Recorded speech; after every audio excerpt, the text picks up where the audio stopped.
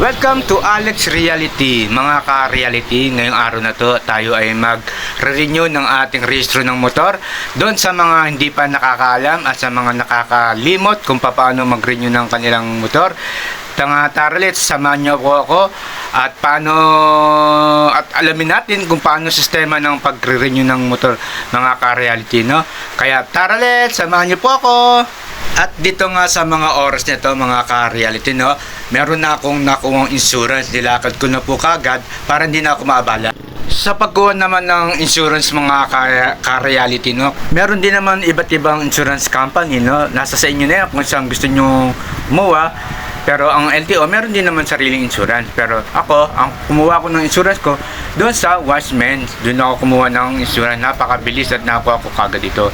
Kaya ito ako ngayon, pupunta tayo sa Serkan para ipaserve ang ating mga requirements, mga ka-reality. Ngayon may insurance na tayo, mga ka-reality. Ang susunod natin gagawin, bago tayo magpunta ng emission, ipapaserve natin ang ating ORCR insurance. Paserve na natin. Kailangan malinaw yung pagkakaserve sa mga ka-reality, no?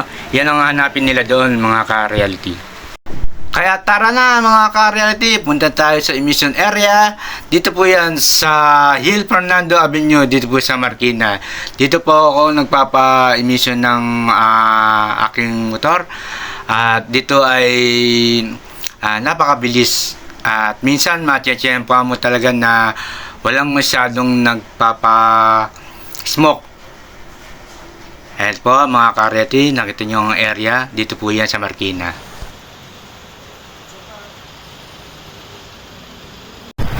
Mga nakapon natin yung pagpaprocess ng smoke dito sa Marikina, mga ka-reality. Tara, let's discuss it. Mga ka-reality, diretso na tayo ngayon sa opisina ng LTO. Nandito tayo ngayon sa Marikina, sa kaban ng J. Fernando Avenue. Ngayon, pupunta tayo sa Felix Avenue dahil doon yung LTO office dito sa Quinta, no? Quinta tayo magpapa-registro na ating motor. Ito yung pinaka-final na pupunta natin para i-registro na ang ating motor. Tara, sabag ako. Ito na nga, mga ka-reality, nandito tayo sa Transportation Office dito sa Region 4A, Calabarzon, Quinta Extension, sa kaba ng Felix Avenue, mga ka-reality dito. Dito po kayo gagawin sa pagpunta natin ng Santa Lucia, Practical. Dito po sa kabila ay papunta ng Junction. Mga ka-reality, sa mga kapasok na tayo. Ito po yung entrance.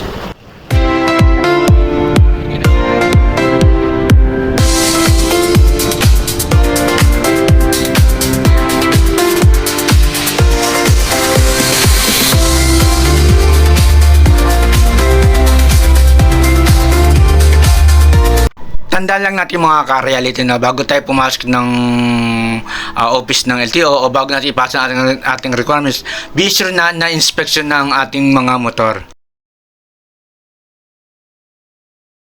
Dito na po tayo sa Land Transportation Office ng Quinta. Tara, sama nyo, pata.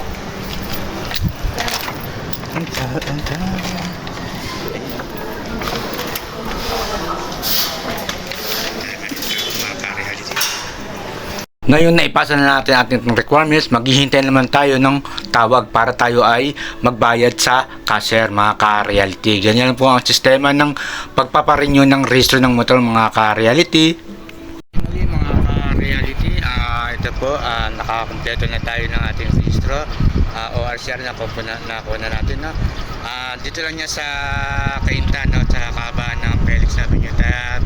Tara let's, no? Salamat sa Diyos at tayo ay nakapag-register na ng ating motor. Na lang masasabi ko lang sa mga ka-riders ko, no? Pagpasunayin yung mga motor, ipa-register na po na para iwas abala, iwas huli po, mga ka-ready. Kaya naman tayo naroon, ay ingatan po tayong lahat ng Diyos. Salamat po.